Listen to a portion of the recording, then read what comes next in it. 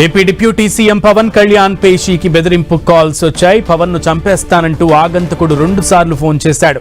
పవన్ పై అభ్యంతరకర భాషతో మెసేజ్లు పంపించాడు. బెదిరింపు కాల్స్, మెసేజ్లను సిబ్బంది పవన్ దృష్టికి తీసుకెళ్లారు. బెదిరింపు కాల్స్ విషయాన్ని పోలీసు ఉన్నతాధికారులకు తెలిపారు పవన్. ఉప ముఖ్యమంత్రి పవన్ కళ్యాణ్ పేషీకి వచ్చిన బెదిరింపు ఫోన్ కాల్స్ పై డీజీపీతో హోంమంత్రి వంగలపూడి అనిత మాట్లాడారు. 2 సార్లు ఆగంతకుడు ఫోన్ చేసి అసభ్య పదజాలంతో మాట్లాడినట్లు అనితకు డీజీపీ తెలిపారు. అయితే నంబర్ను వెంటనే ట్రేస్ చేసి నిందితులపై కఠిన చర్యలు తీసుకోవాలని హోంమంత్రి డీజీపీని ఆదేశించారు. ప్రజాప్రతినిధుల పట్ల ఈ విధమైన చర్యలకు పాల్పడేవారిని ఎట్టి పరిస్థితుల్లోనూ ఉపేక్షించరాదని అనిత స్పష్టం చేశారు.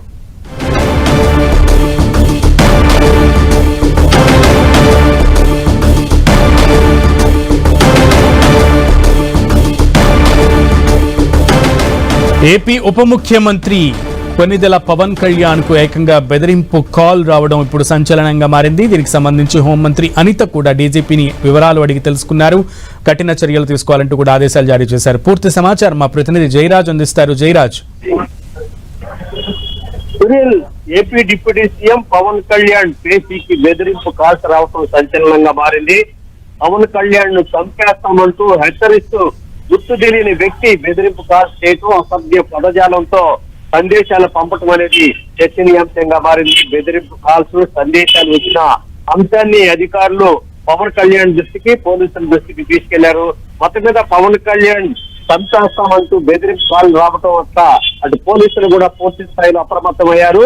డీజీపీ, హోంమంత్రి కూడా దీనిపైన మాట్లాడారు. దీనికి సంబంధించి పూర్తి స్థాయిలో విచారణకు ఆదేశించారు. పవన్ కళ్యాణ్ పేషీకి బెదిరింపు కాల్స్ రావటం పట్ల హోంమంత్రి అనిత కూడా వెంటనే స్పందించారు. డీజీపీతో మాట్లాడారు. డిప్యూటీ సీఎం పేషీకి 2 సార్లు ఫోన్ కాల్స్ రావటం, అసభ్య పదజాలంతో మాట్లాడటం పట్ల తీవ్రంగా దీన్ని ప్రభుత్వం తీసుకుంది. దీనికి వచ్చినటువంటి ఫోన్ కాల్ ఎక్కడ నుంచి వచ్చింది అనేటటువంటి అంశాన్ని ట్రేస్ చేసే పనిలో పోలీస్ యంత్రాంగం, అదే విధంగా ఈ సైబర్ సెక్యూరిటీ యంత్రాంగం అంతా కూడా అదే పనిలో ఉంది. మొత్తం మీద ప్రజా ప్రతినిధుల పట్ల ఈ విధమైనటువంటి చర్యలకు పాల్పడే వారి పట్ల కఠినంగా వ్యవహరిస్తుందని చెప్పేసి మంత్రి కూడా హెచ్చరికలు జారీ చేశారు.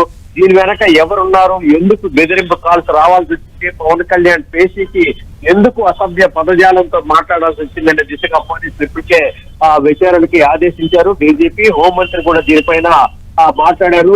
దీనికి సంబంధించి పూర్తి స్థాయిలో విచారణ చేసి ఎవరున్నా దీని వెనక పూర్తిగా వారి పట్ల కఠినంగా ప్రభుత్వం వ్యవహరిస్తుందని చెప్పేసి హోంమంత్రి కూడా స్పష్టం చేశారు. జయరాజ్, అయితే ట్రేసింగ్ కి సంబంధించి, ఫోన్ ట్రేసింగ్ కి సంబంధించి ఏమైనా అప్డేట్ ఇచ్చారా పోలీసులు? దానికి సంబంధించి విషయాలు ఏమైనా బయటకు వచ్చాయా?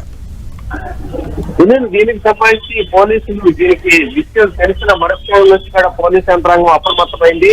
వచ్చిన ఫోన్ కాల్స్ ఎక్కడి నుంచి వచ్చింది, ఏ నంబర్ నుంచి వచ్చింది, ఎవరు చేశారనే దిశగా పోలీస్ యంత్రాంగం ప్రత్యేక టీం దీనిపైన పనిచేస్తుంది. దీనికి సంబంధించి అధికారికంగా అయితే ఏ విధమైనటువంటి ప్రభుత్వం నుంచి ప్రకటనలు రానప్పటికీ కూడా దీని పట్ల ప్రభుత్వం మొత్తం దీనికి సంబంధించి యంత్రాంగం అంతా కూడా, ముఖ్యంగా పోలీస్ యంత్రాంగం అంతా కూడా లేటెస్ట్ టెక్నాలజీని ఉపయోగించి ఈ ఫోన్ కాల్ వచ్చింది, ఏ విధమైన ఏ ప్రాంతం నుంచి వచ్చింది అనేది దిశగా పోలీసులు అయితే పూర్తి స్థాయిలో దీనిపైన విచారణ ప్రారంభించారు. మొత్తం మీద చూస్తే త్వరలోనే దీనికి సంబంధించినటువంటి ట్రేస్ చేసేటువంటి అవకాశం ఉంది. దీనికి సంబంధించిన ప్రత్యేక బృందం కూడా దీనిపైన పనిచేస్తున్నట్టుగా సమాచారం ఉంది. మొత్తం మీద చూస్తే పవన్ కళ్యాణ్ డిప్యూటీ సీఎం పేష్ చేసి అదంతకుడు ఫోన్ చేసి చంపేస్తామని బెదిరించడం అనేది ఇప్పుడు రాష్ట్రంలో సంచలనంగా మారినటువంటి పరిస్థితి.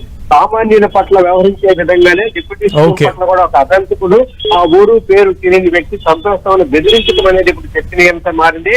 దీన్ని ట్రేస్ చేసిన పనిలో పోలీసు యంత్రాంగం నిమగ్నమై ఉంది. Okay Jayaraj, keep updating us. Thank you.